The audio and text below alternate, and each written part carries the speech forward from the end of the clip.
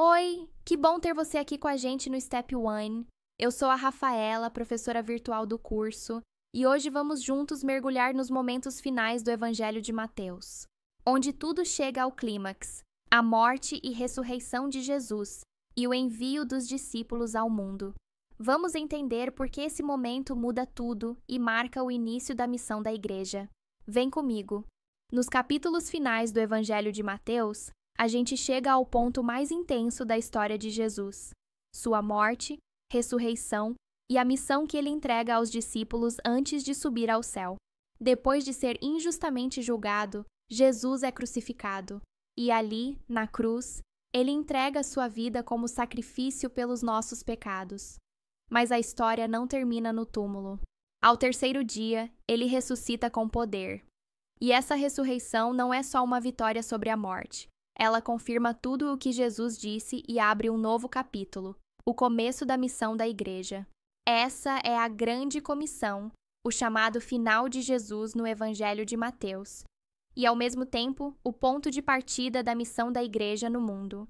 E é nesse momento que Jesus se encontra com os discípulos e diz: "Toda autoridade me foi dada no céu e na terra. Portanto, vão e façam discípulos de todas as nações." Mateus 28, 18, 20. Mas o que é, de fato, essa grande comissão? Ela não é só um convite, é uma ordem, um comissionamento direto do Rei dos Reis para os seus seguidores. Jesus, agora ressuscitado e com toda a autoridade, está transferindo à Igreja a responsabilidade de continuar a obra que ele começou.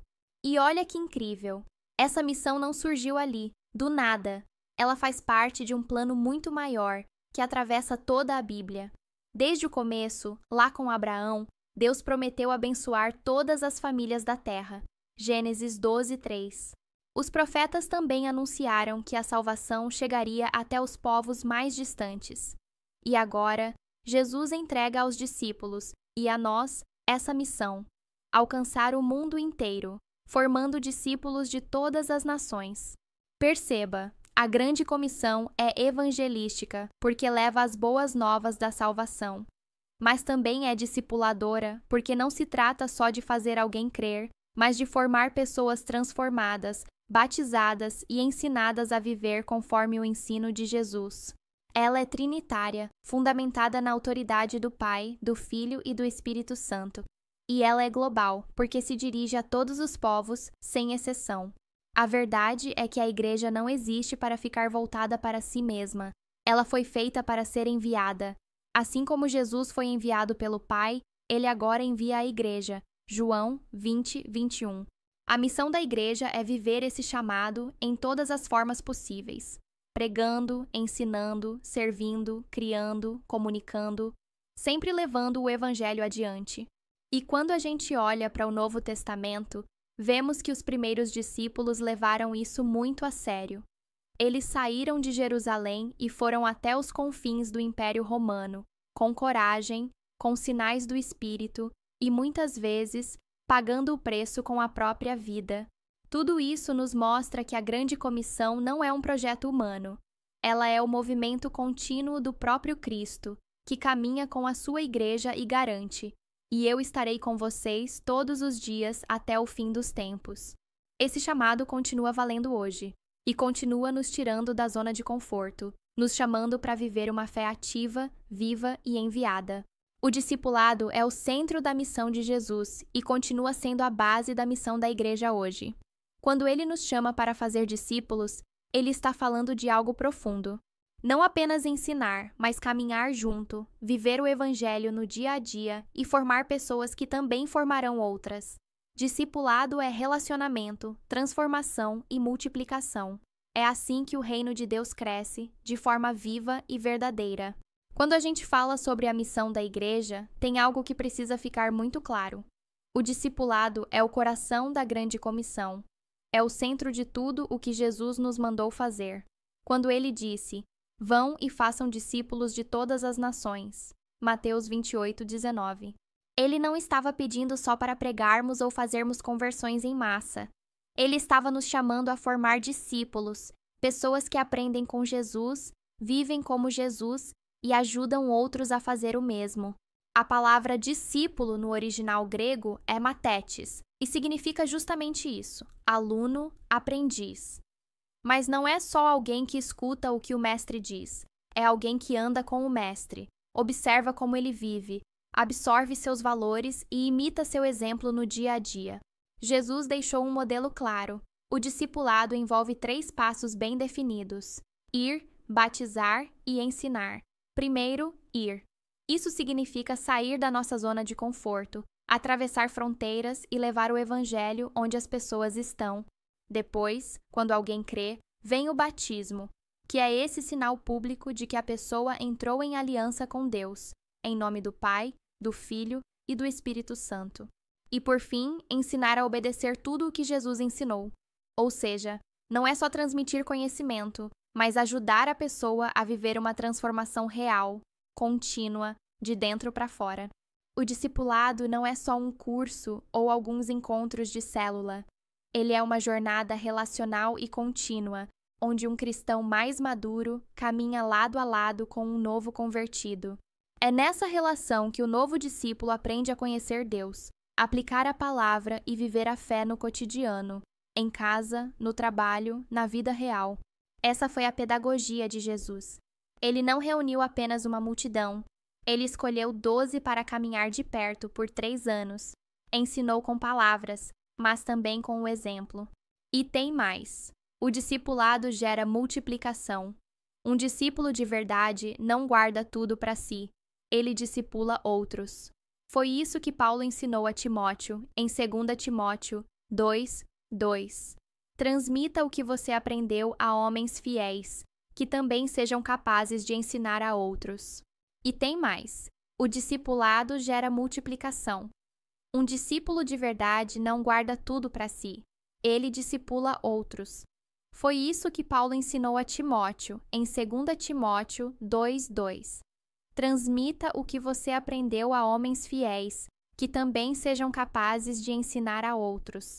Esse é o ciclo do reino, multiplicação através de relacionamentos, e não apenas por programas ou eventos.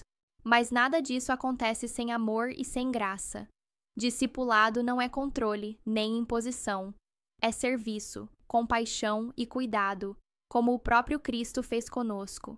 É nesse ambiente que feridas são curadas, identidades restauradas, e a fé é construída sobre um fundamento sólido. E o mais importante, esse chamado não é só para pastores, nem para quem tem título na igreja. É para todos os que seguem Jesus. Fazer discípulos é o maior privilégio e também a maior responsabilidade da igreja.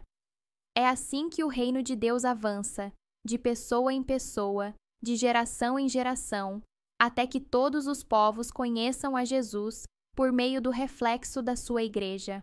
A Trindade é uma das verdades mais maravilhosas da fé cristã.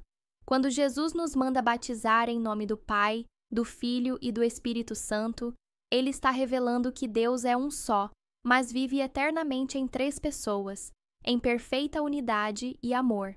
Neste tópico, vamos entender como essa verdade está presente na Grande Comissão e por que ela é tão essencial para a nossa fé e missão.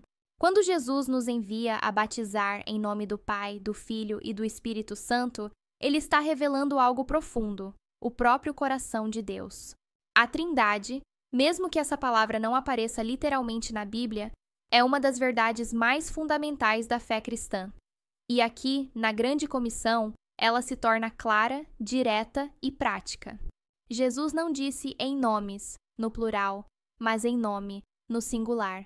Isso mostra que não estamos falando de 3 deuses diferentes, mas de um único Deus, que existe eternamente em 3 pessoas distintas: o Pai, o Filho e o Espírito Santo. Eles não são fases, formas ou modos de Deus. São pessoas que vivem em perfeita comunhão, unidade e amor. O batismo, então, é muito mais do que um simples ato simbólico. Ele nos insere nesse relacionamento com o Deus Trino. É como se estivéssemos sendo mergulhados não só na água, mas também na vida, na identidade e na missão do próprio Deus. Pelo Espírito, somos regenerados. Em Cristo, somos identificados. E pelo Pai, somos adotados como filhos. A gente vê essa mesma Trindade se manifestando lá atrás, no batismo de Jesus, lembra? Em Mateus 3:16 e 17, Jesus é batizado, o Espírito Santo desce como pomba e o Pai fala dos céus: "Este é o meu Filho amado, em quem me agrado." As três pessoas da Trindade aparecem ali, de forma única e harmônica. É como se Deus estivesse nos mostrando, desde o começo do ministério de Jesus, o modelo do que significa viver em comunhão com Ele. E olha que lindo! A conexão entre o batismo de Jesus e a grande comissão mostra que a Trindade não é só uma doutrina para entender, é um fundamento para viver. O Deus que nos salva é o Pai que nos amou, o Filho que nos resgatou e o Espírito que vive em nós, nos transforma e nos conduz. A Trindade também nos ensina sobre missão. O Pai envia o Filho envia o Espírito. E agora, nós somos enviados pela Trindade ao mundo com essa mesma essência. Amor que envia, graça que salva e poder que transforma. Por isso, viver à luz da Trindade é essencial. Não é só uma crença que temos, é um relacionamento no qual a gente vive e cresce. A grande comissão não é só um chamado para batizar os outros. É um convite para mergulharmos nossa vida inteira na presença, na comunhão e na missão do Pai, do Filho e do Espírito Santo. Por fim, é importante lembrar que os 5 ministérios são dons que o próprio Cristo entregou à sua igreja. Ele chama e capacita pessoas de todas as origens, homens e mulheres, judeus e gentios, para servirem na edificação do seu corpo. Agora a gente vai dar um passo muito importante na nossa caminhada. Vamos conhecer os 5 ministérios, também chamados de dons ministeriais, que Jesus entregou à sua igreja com um propósito muito especial: edificar, unir e amadurecer espiritualmente o povo de Deus.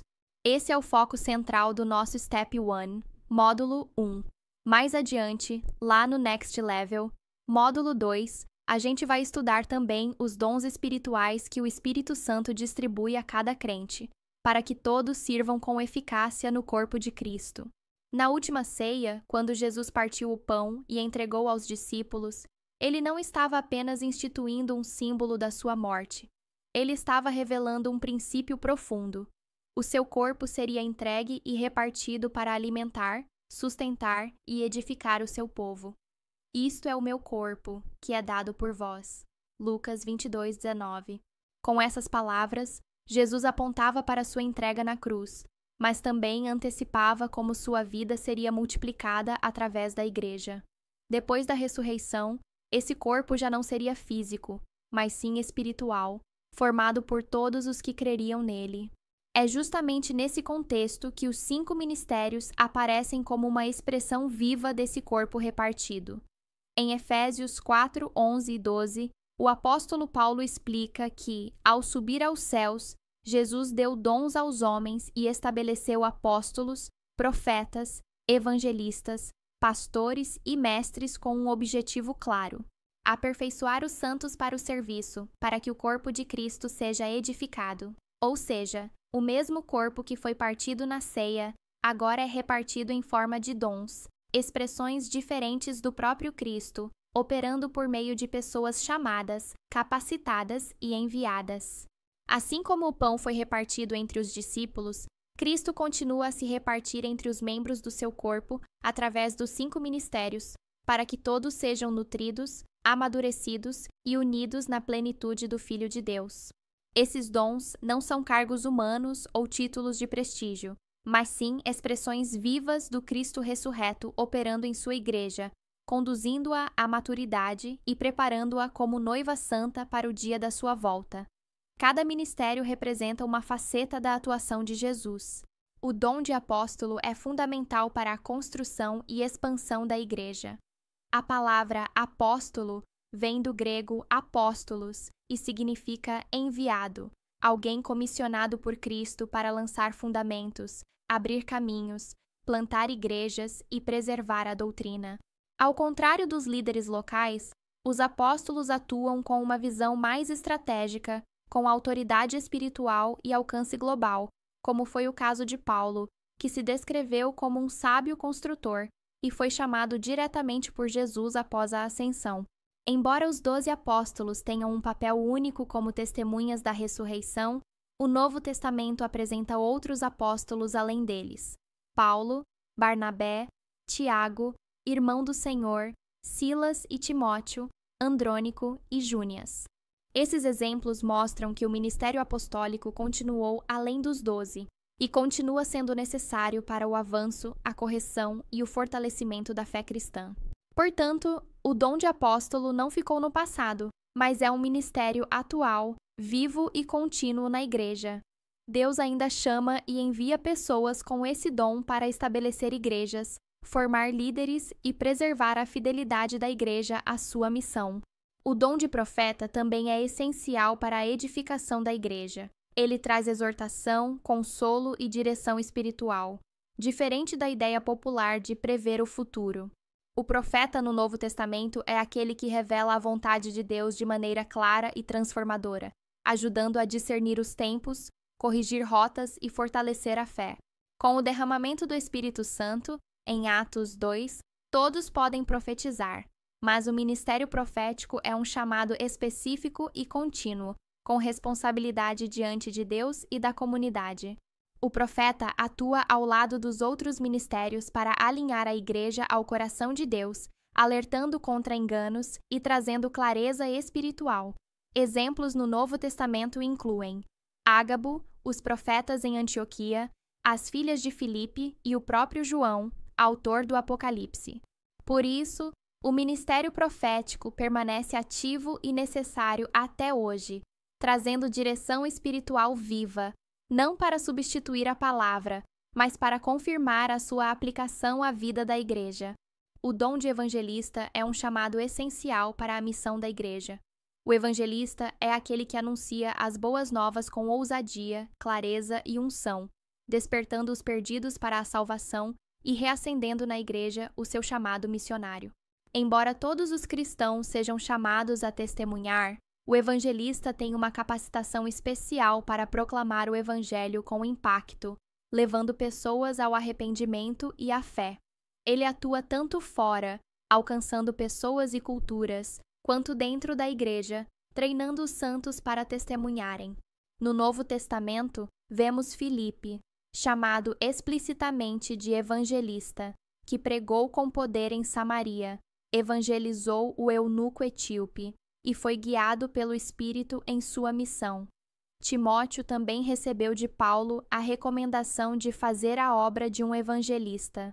Ao longo da história, evangelistas têm sido instrumentos poderosos de avivamento e expansão do reino de Deus. Eles mantêm a igreja viva, em movimento e voltada para aquilo que está no coração de Deus, que todos sejam salvos. O dom de pastor é absolutamente essencial para o cuidado, o ensino e o crescimento espiritual da igreja. A palavra poimen, em grego, significa aquele que cuida das ovelhas. O pastor é inspirado pelo exemplo de Jesus, o bom pastor, e exerce um ministério de amor, proteção e orientação. Ele alimenta o rebanho com a palavra, protege contra heresias e acompanha o povo de Deus em suas lutas e desafios. Pedro orienta os líderes a apacentar com disposição e zelo, em 1 Pedro 5:2.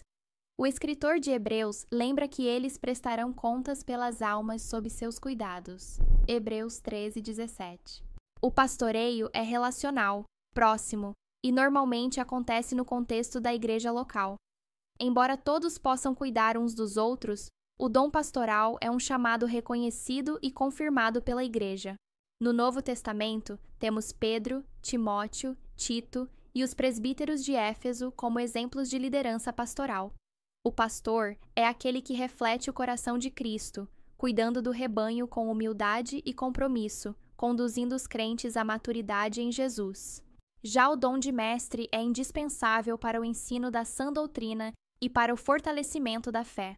A palavra didáscalos, em grego, quer dizer instrutor, alguém que ensina com profundidade, clareza e fidelidade a palavra de Deus.